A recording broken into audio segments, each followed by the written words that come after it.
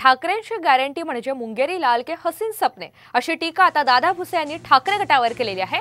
ठाकरेंच्या पंतप्रधान पदाबाबत राऊतांनी केलेल्या वक्तव्याचा देखील त्यांनी चांगला समाचार घेतलाय।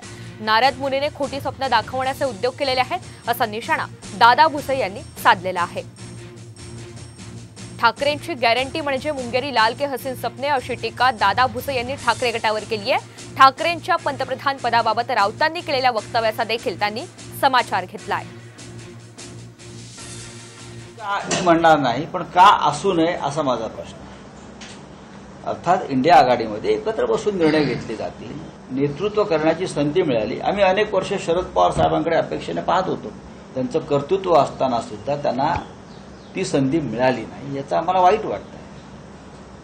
आणि जर उद्धव ठाकरे साहेबांना ही संधी मिळाली तर शरद पवार यांच्यासह देशातले अनेक प्रमुख नेते उद्धव ठाकरे यांना पसंती देतील, का देणार नाहीत?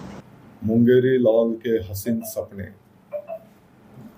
ते त्या कोशातून बाहेर पडत नाहीत। आणि आमचं जे नारद मुनी आहे ना, तो नारद मुनीने हेच उद्योग केलेले आहेत। काहीतरी खोटी स्वप्न दाखवायचे आणि दिशाभूल करायचे। नारद मुनी माहिती आहे ना,